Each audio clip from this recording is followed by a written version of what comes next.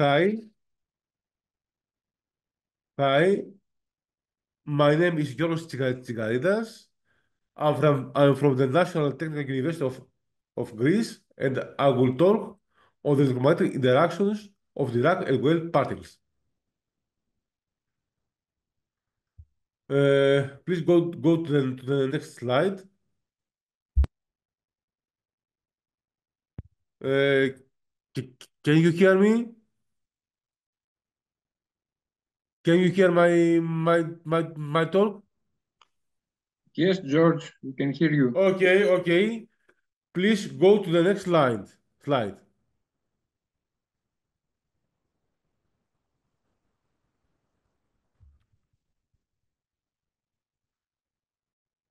Uh, do you want me to share the talk?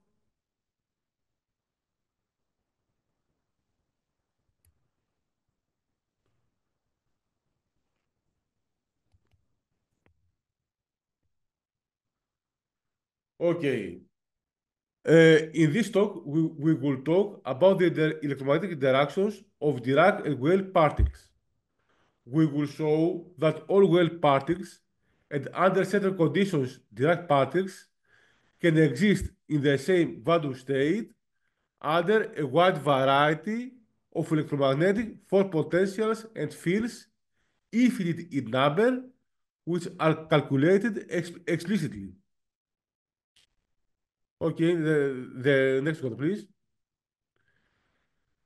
We will also discuss a set of very interesting solutions to the Well equations, where we show that Well particles can exist at localized states even in the absence of electromagnetic fields. In addition, the localization of the particles can be easily controlled using simple electric fields.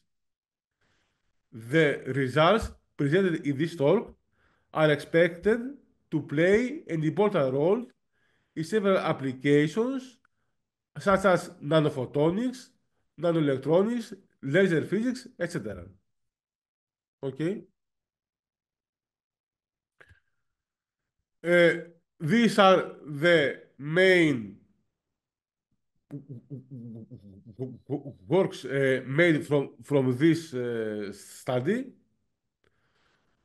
We have 7 publications. You can download them freely from archive, all of them. Okay, please go to the next ones. Okay, all or of our all of our work can be downloaded freely from archive.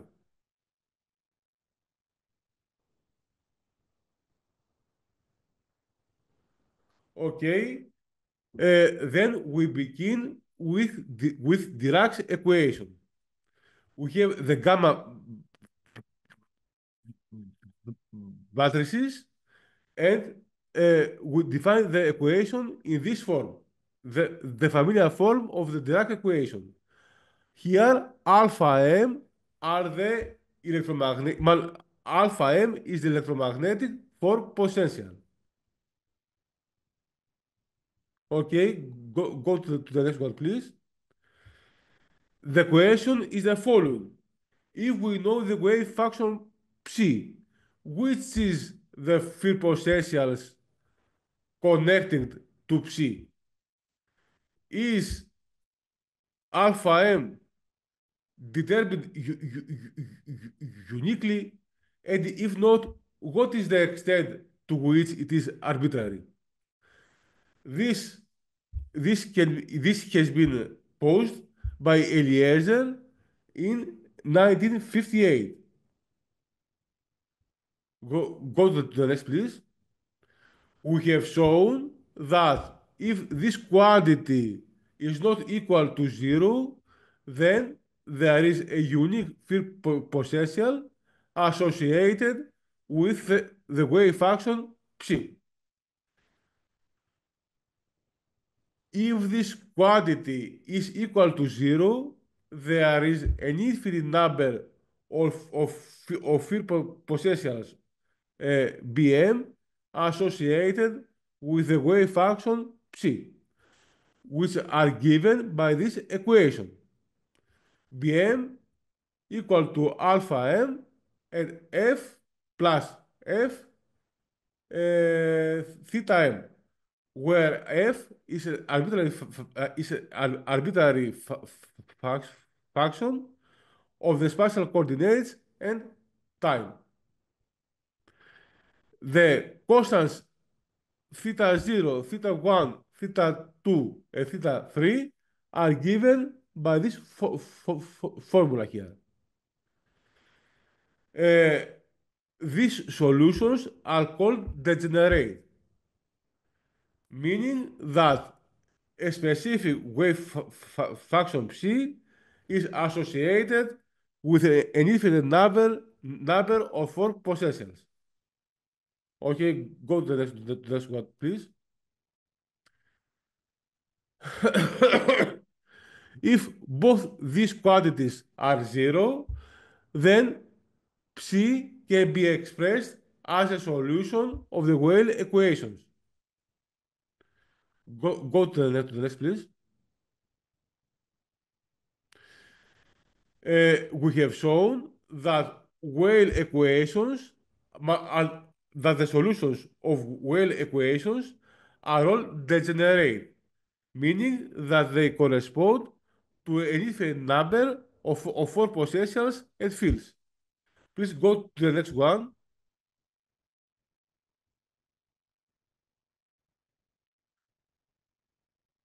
Where the infinite number of four potentials are given by the formula shown on the screen.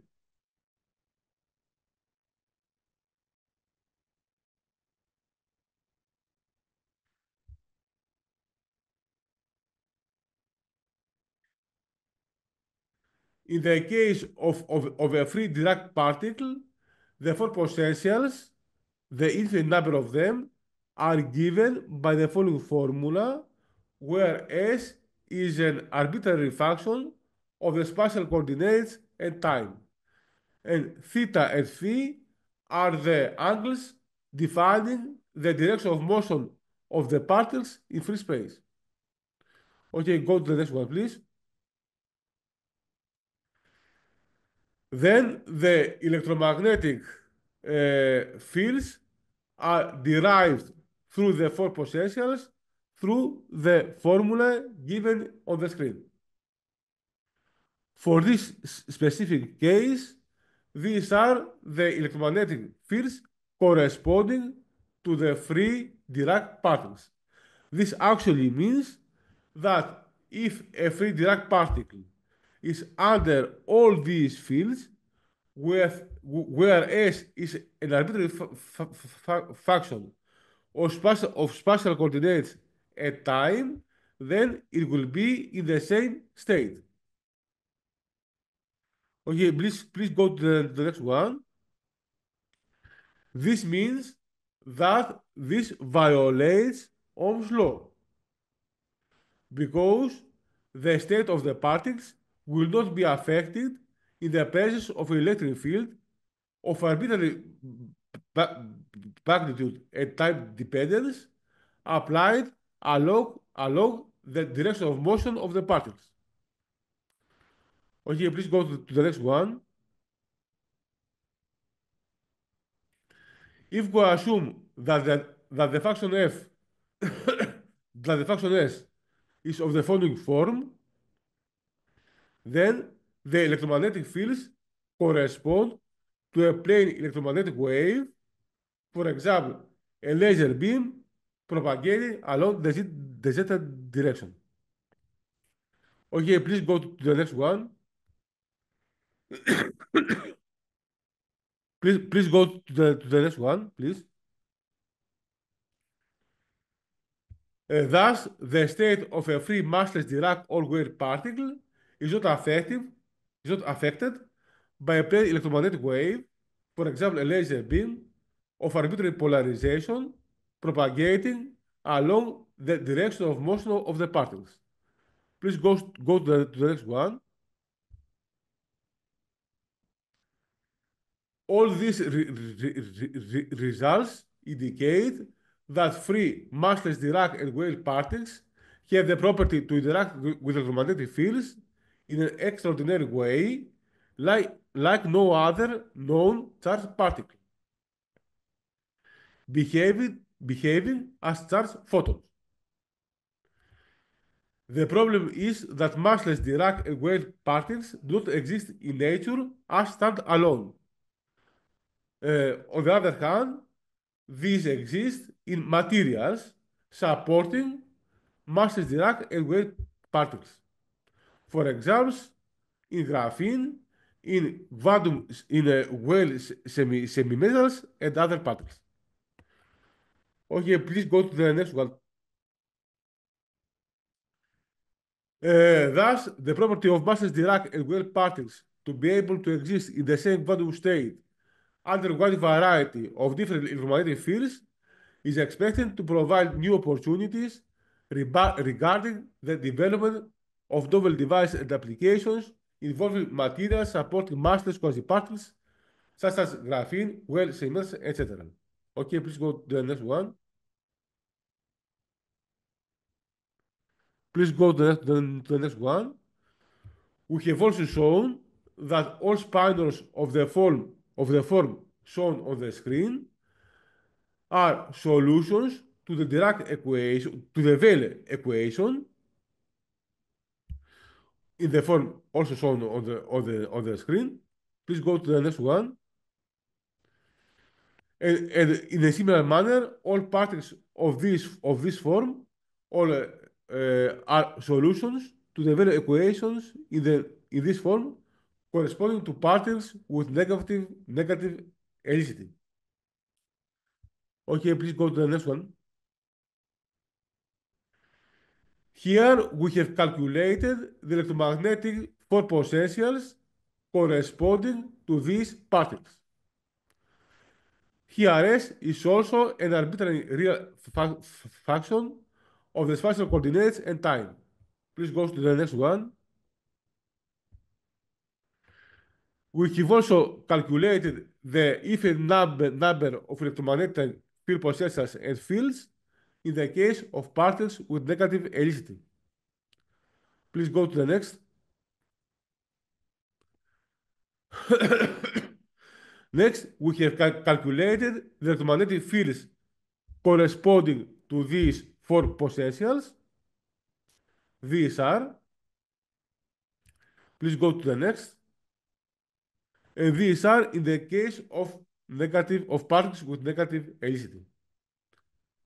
We see that epsilon prime is equal to minus epsilon, and beta prime is also 0. Okay, go to the next one, please.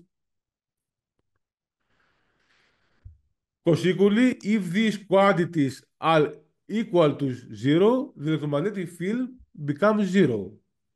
And thus, the Weil particles can exist in localized states even in the absence of electromagnetic fields. Please go to the next one.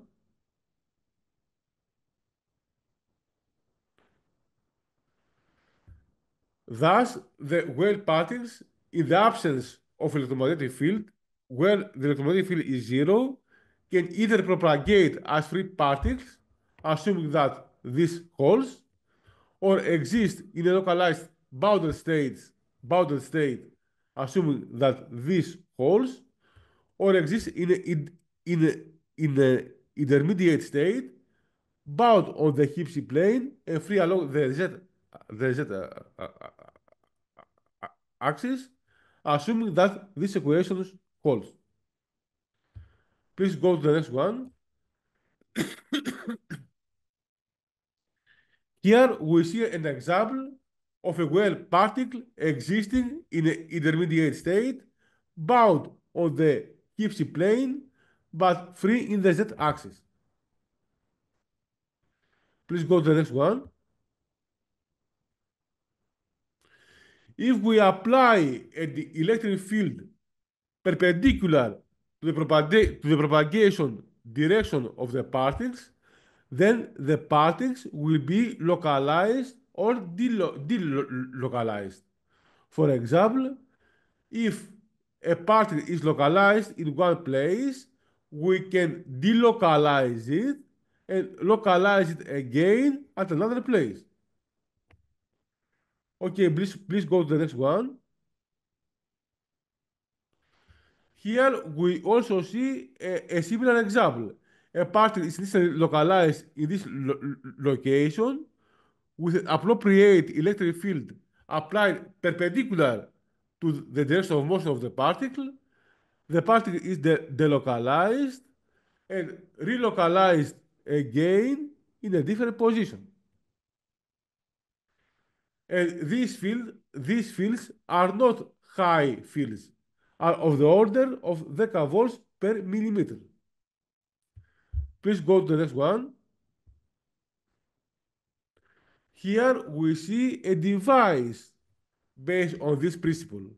We have input channels where wave particles flow, and then we have a series of capacitors, and when we apply an electric field, the particles are localized and the information is not emitted. When no field is applied, the particles continue their free motion and the information is transmitted. Consequently, when we do not apply any field, then the wave particles transmit through the channel and we have a logical one. However, when we apply an electric field, the particles are trapped, they don't pass through the channel, and we have a logical zero. In this way, we can transmit information according to the voltages applied to the capacitor. And we can control the flow of information with a rate of up to 100 petabits per second because the well particles respond very quickly to the applied electric field. We have pu- published this work on arXiv. Uh, Furthermore, applying an appropriate magnetic field, we can control the transverse spatial distribution of wave particles. Here we give the equation for this field, where f is the required function describing the desired spatial distribution of the particles. Please go to the next one. In the case of massless Dirac particles, we describe the general form of the degenerate solutions to the Dirac equations. Here, C1 and C2 are arbitrary complex constants. H is an arbitrary real function of the special coordinates at time, and U up, U down, V up, V down are the vectors describing the spin state of the particles or antiparticles. Please go to the next one. We have calculated the infinite number of electromagnetic force potentials and fields corresponding to these uh, particles. Please go to the next one. These are the fields here, with whereas is an arbitrary function of the spatial coordinates and time. Please go to the next one. If we choose, if we suppose that the particles move along the z-axis, we have calculated the electromagnetic fields which can be applied without changing the state of the particles. Please go to the next one.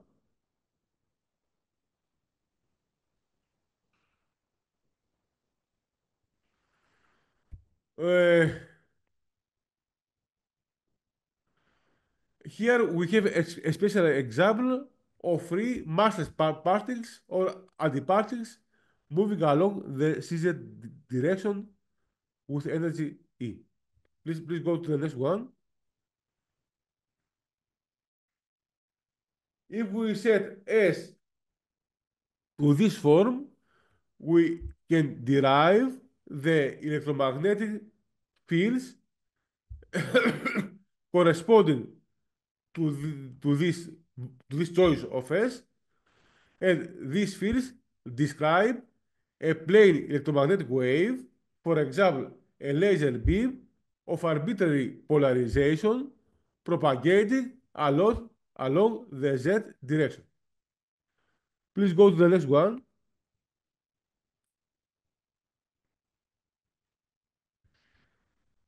Thus, the state of massless Dirac particles in degenerate states will not be affected in the presence of a plane electromagnetic wave, for example, a laser beam of arbitrary polarization propagating along the direction of motion of the particles. Please go to the next one.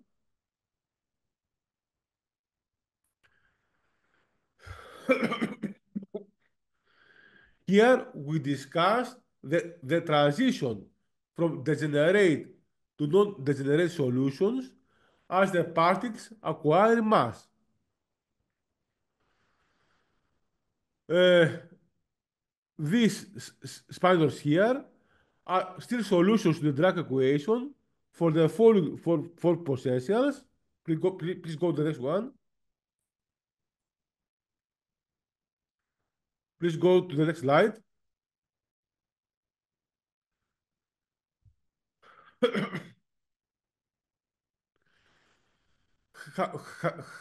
However, these spaniels are no longer degenerate, and consequently, they are not solutions to the drag equation for the more general form of the four potentials, Bm equal to alpha m plus S Km.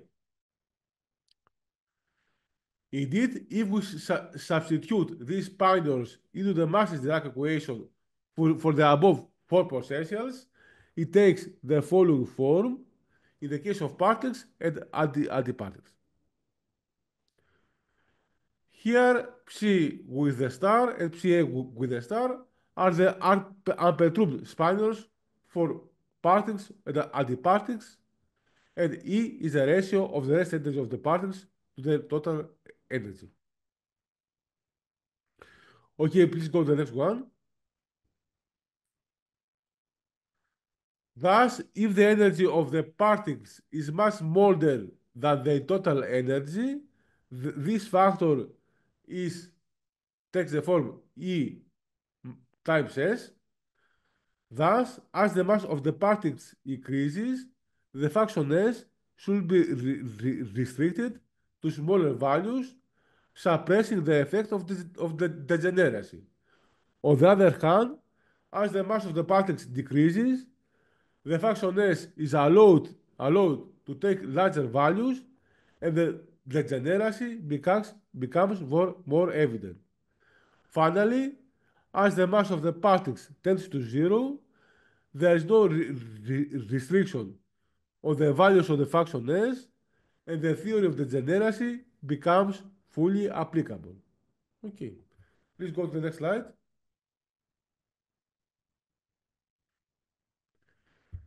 The parameter E, which is the ratio of the rest energy of the particles to the total energy, becomes also negligible if the total energy of the particles is much higher than the rest energy.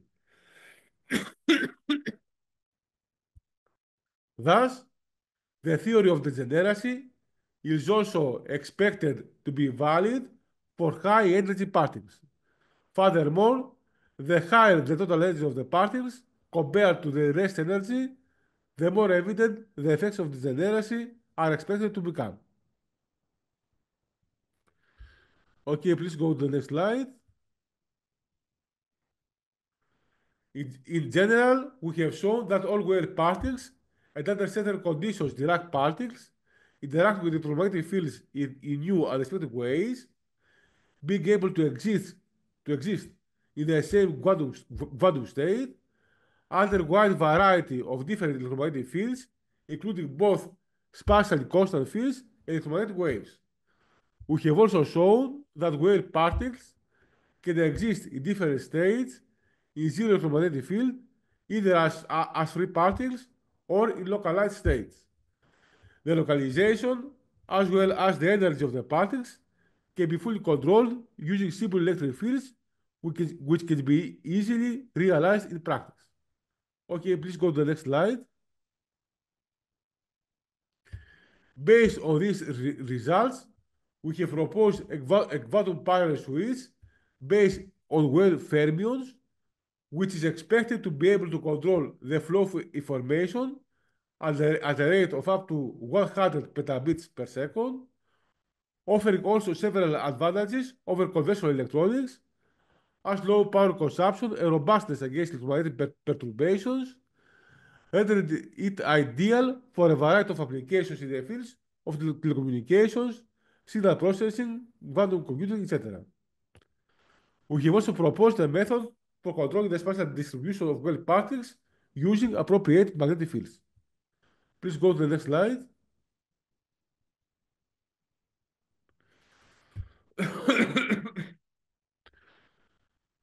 We have provided several classes of degenerate solutions corresponding to masses Dirac and Weyl particles, and we have calculated the electromagnetic field potentials and fields corresponding to these solutions.